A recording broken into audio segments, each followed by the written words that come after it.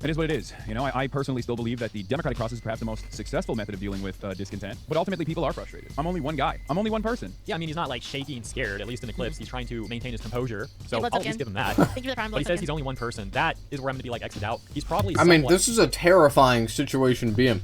The government is persecuting him for no reason. For no valid reason. The real reason is that he spoke out against the empire. Against glorious empire, glorious leader, Donald Trump. As he was massacring Cubans. That's what he's being punished for. Welcome back to J-Star. I'm J-Star.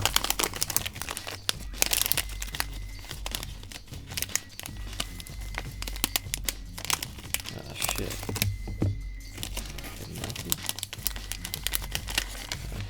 It happens. Alright, today we're reacting to Leaflet. Hasan already got caught betraying his own friends. Wait, is this about... This video is called He is Folding Like a Chair. Let's see it. Is this about him getting in trouble in Cuba? Oh boy, what's this one about? Another hero hate video. Recently getting his subpoena from the U.S. Treasury, apparently over his Cuba trip, things related to that. Well, now he's on stream, and people are saying that he's already snitching. He's already so afraid of all of this that he's snitching. Wait, what? On He's his ratting? own people. Specifically, we've got, as To you who? can see here, Hasan names Singham, PSL, Answer, and Code Pink in one breath. On stream today, Hasan Piker discussed the reported Treasury scrutiny and said the broader target is probably Singham and his operation. It's not me, guys. It's him. It's him. Naming PSL, Wait, Party for what? Socialism and Liberation, Answer Coalition. Also, thank you, Leader Mock, for the bits. Thank you so much. Naming PS. How is that snitching? That's just like a... I mean, I said this the other day. Hasan didn't bring anything to Cuba, right? The only point of contention is the hotel he stayed at, but he keeps saying that it was vetted and he didn't break any of the sanctioned laws staying at that hotel. So, you know. But either way, the the more egregious offense would certainly be the people that actually brought commerce with them to Cuba. PSL, Party for Socialism and Liberation, Answer Coalition. Just ratted on Probably says everybody. Code Pink. Yeah, hold on a second. Let's scroll here. Yeah, Code Pink. And quote, anything he has ever financed. Another top response reading, this might be the first time someone has turned state's witness without actually being charged with anything. They just asked him to produce some financial documents, and he's drawing the whole organizational flowchart for them. Oh, come on. Come on, dude. No. That's not at all what's going on.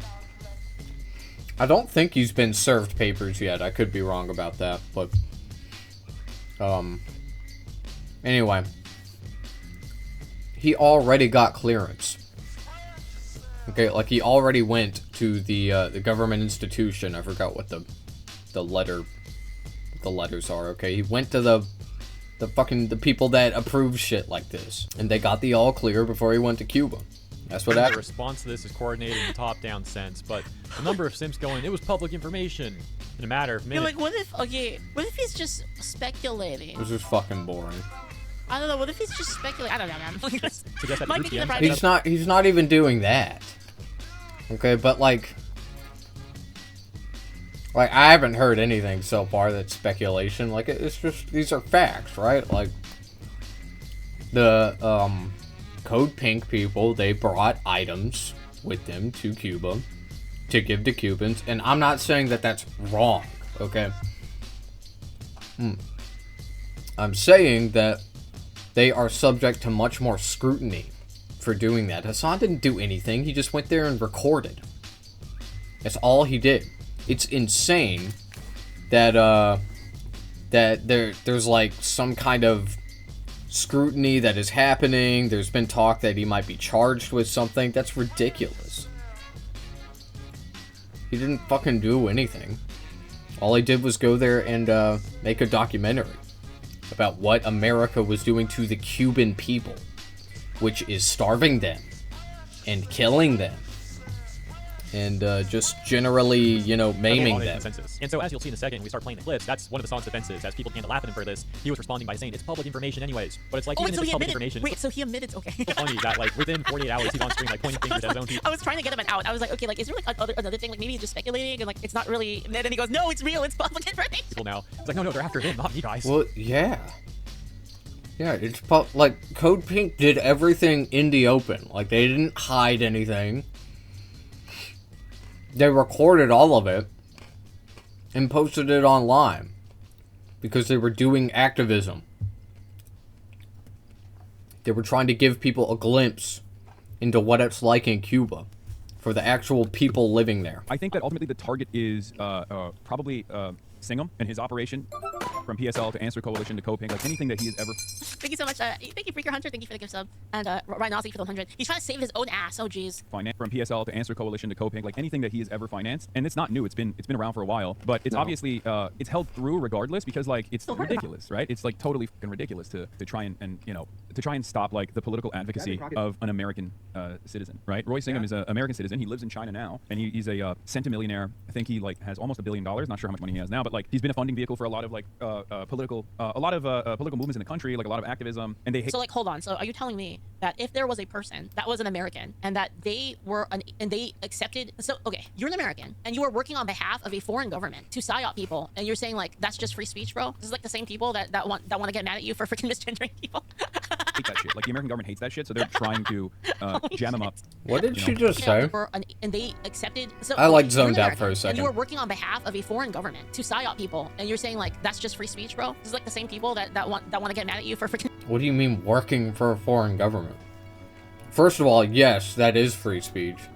But second of all, what are you saying? He got paid by the Cuban government? Are you fucking serious?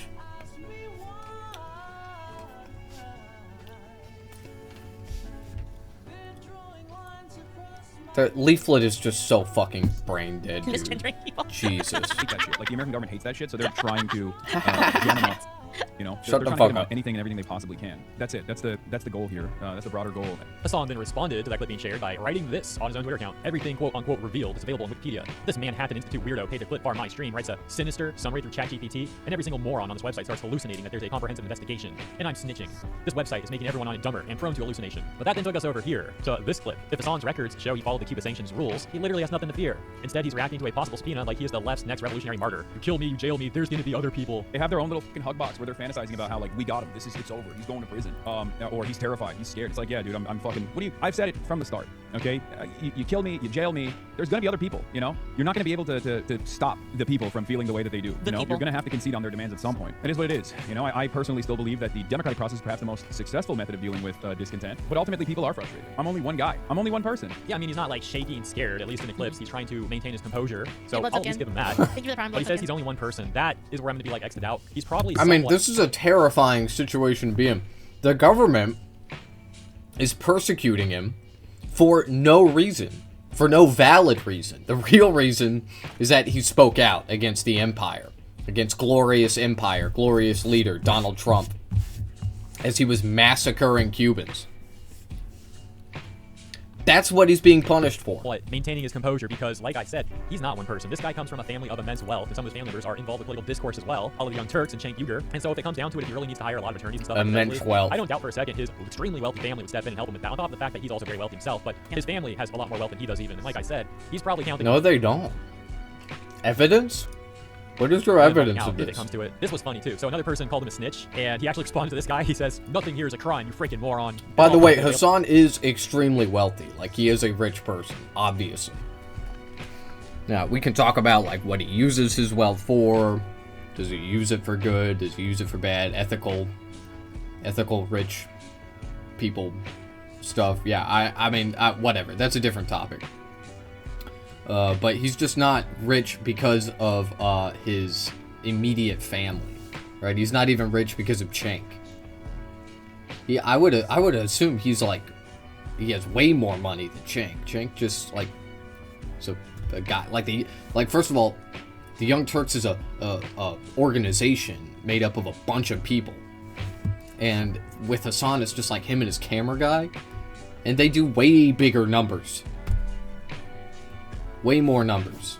I'm telling you. Well, he also has he employs a few editors, I think.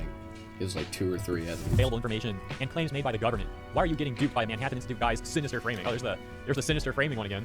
Are you mentally stable? Are you a government agent? Huh, what's this one? Hasan Piker admitted on stream that the Cuban government reached out through the embassy to his quote-unquote middleman with a special offer. In Cuba, would you be down? I fucking love Cuba. Oh yeah, you'd be down? Yeah, I filmed a documentary there once. The Cuban government actually hit my contact in the embassy Oh and shit. told him that if the only thing stopping Hasan from coming to Cuba was the Well, that's just Doesn't gross. mean he Like, was bro had working to for him. suck his straw right into the microphone. I was gonna cut that out, but Hasan's speaking as it's going on, and we kind of need to hear the context on that. But yeah, consistent internet access, we can make it happen. Yeah, Cuba is sick. Wait, Like the government reached out to you. So yeah, of course. It's well, not reach out to me. There's there's a middleman there. Okay. Because I had a doctor from Cuba. Cuba does this thing called medical missions, and they've been doing it since I believe like the 70s, and it's incredibly successful. They have a massive, very robust like medical program because kind of they have to because they're under an incredible sanctions regime by the United States of America. Dude, I can't The rest believe of the they're world playing thinks this it's shit right foreign, except for now. America and Israel that keep Listen to consistently this. doing it over and over again. But this has created a and then after Hasan named the PSL and Oh, other come political on. Party for Socialism and Liberation, we now see. So it turns out PSL has a lot of Reddit moderators. Every Therefore, time, so- man. Also, by the way, hold on, so I'm gonna look this up. So what actually is this? What are the current sanctions on Cuba? Because I'm gonna be real. I don't know why we would want to do business with a country that we're not friends with, that we don't like. Why would we want to do business with them when it doesn't benefit us at all?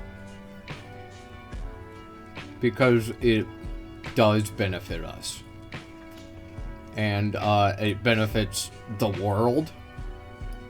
You know what I mean? Like, I don't get how that's our fault. Like, if there's a hostile country nearby us, and we don't like their ideology, Hostile. we don't want anything to do with them, why is it our responsibility as a country to do business? Like, why is How everyone is think we should- Cuba hostile? Come on, Leaflet.